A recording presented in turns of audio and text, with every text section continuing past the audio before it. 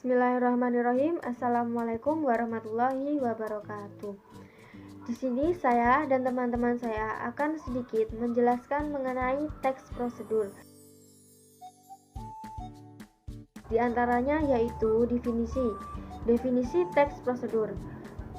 Teks prosedur adalah langkah-langkah suatu aktivitas atau kegiatan untuk menyelesaikan suatu pekerjaan.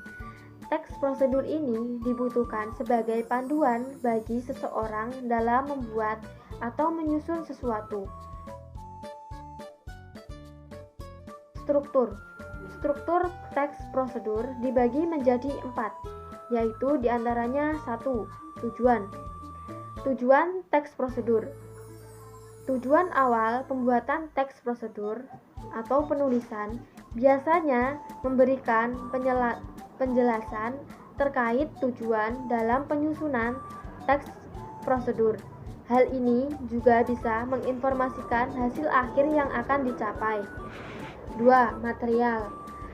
Material merupakan hal-hal apa saja yang perlu dipersiapkan dan yang dibutuhkan dalam pelaksanaan atau pembuatan kegiatan tersebut.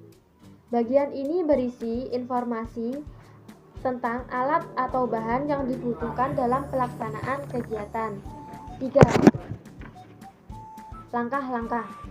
Bagian ini menjelaskan tentang proses atau tahap yang harus dilaksanakan demi mendapatkan hasil sesuai dengan tujuan dari teks prosedur. Langkah-langkah yang dibuat harus secara beruntut.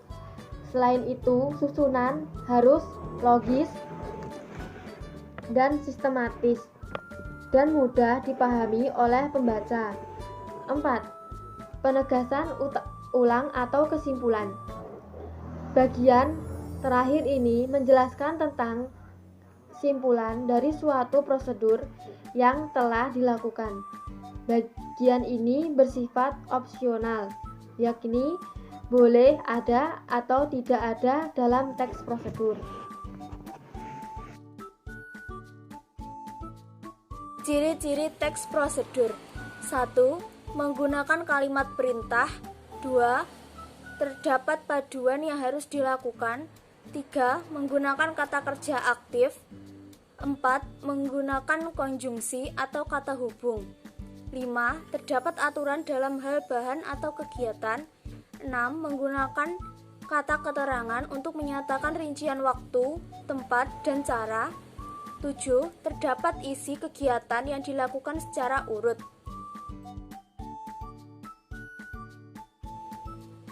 Jenis-jenis teks prosedur. 1. Teks prosedur sederhana. Teks prosedur sederhana hanya berisi 2 atau 3 langkah saja.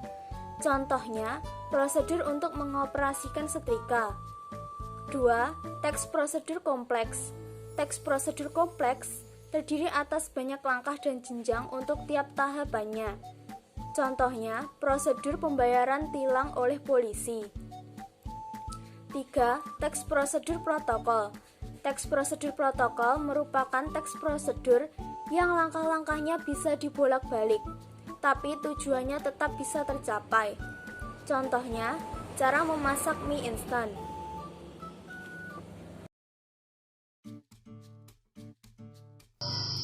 Kaidah kebahasaan. 1. Kalimat. Pada teks prosedur, kalimat-kalimat yang digunakan dapat dikategorikan dalam 3 bagian. Kalimat tersebut adalah kalimat imperatif, merupakan kalimat yang mengandung perintah. Kalimat imperatif ditandai dengan adanya hal yang harus dikerjakan, merujuk pada perintah dalam kalimat.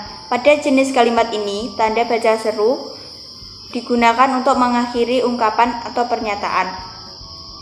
Kalimat deklaratif. Kalimat ini dikenal sebagai kalimat yang sifatnya lebih memberikan informasi dan sering juga disebut sebagai kalimat pernyataan. Pada akhir kalimat ini, tanda baca titik digunakan untuk mengakhiri kalimat tersebut. Kalimat interrogatif. Kalimat ini digunakan untuk mencari informasi dengan memberi pertanyaan. Oleh karena itu, di akhir kalimat interrogatif diberikan tanda baca tanda tanya. 2. Konjungsi. Konjungsi juga sering kita sebut sebagai kata penghubung dalam teks prosedur. Konjungsi yang kita bahas terdiri dari dua macam, yakni konjungsi persyaratan. Konjungsi persyaratan adalah kata penghubung yang menyatakan syarat. Contohnya seperti jika, bila, andai, kalau, asalkan. Kata temporal. Jenis konjungsi ini sifatnya merupakan kata penghubung yang membuat urutan waktu, contohnya seperti lalu, kemudian, selanjutnya, dan setelahnya. 3. Numeralia. Numeralia dalam teks prosedur merupakan pilihan yang bisa digunakan selain menggunakan kata numeralia merupakan kata bilangan yang digunakan untuk mengurutkan langkah-langkah dalam teks prosedur, misalkan pertama, kedua, dan seterusnya. 4. Pronomina. Pronomina atau kata ganti digunakan untuk menggantikan orang atau benda. Berdasarkan fungsinya yang menggantikan orang atau benda, pronomina dibagi menjadi dua macam, yakni pronomina petunjuk, kata ganti untuk menggantikan benda, contohnya itu, tersebut. Pronomina persona, kata ganti untuk menggantikan orang. Pada pronomina persona, bagi kata ganti untuk orang tunggal, contohnya ada, saya, kamu. Sedangkan untuk orang jamak, contohnya kita, kalian. 5. Verba.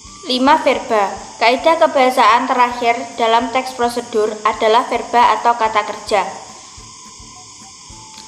Verba terbagi menjadi dua macam, yakni verba material, kata kerja berimbuhan yang mengacu pada sebuah tindakan atau perbuatan yang dilakukan secara fisik, contohnya mengupas, mengiris, memaku, memasang, dan lain sebagainya. Verba tingkah laku, kata kerja yang diunjukkan lewat ungkapan.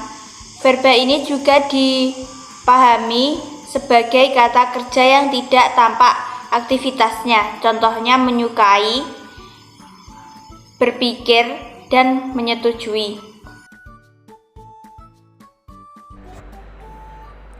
Contoh soal. How to make lemonade. Ingredients for each glass as 2 tablespoons of lemon juice, 2 tablespoons of sugar, 1 glass of water. Methods. First, slice a lemon in half and squeeze the juice into a cup. Second, take out the seeds. Third, pour 2 tablespoons of juice into glass. 4. Add sugar. 5. Add water and still will. 6. Taste the lemonade. You may want to add more sugar or more lemon to make it taste just right. 7. Put it in ice cup. A drop of red food coloring will make pink lemonade.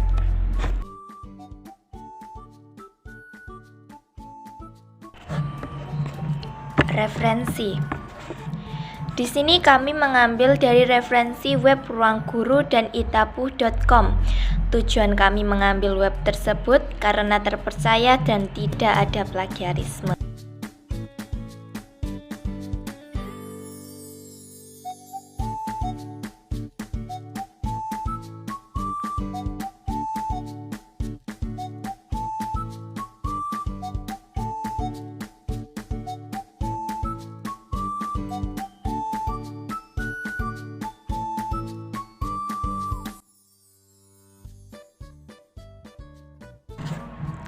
Sekian presentasi dari kami. Bila ada kurang lebihnya mohon maaf. Akhirul kalam. Billahi taufiq wal hidayah. Wassalamualaikum warahmatullahi wabarakatuh.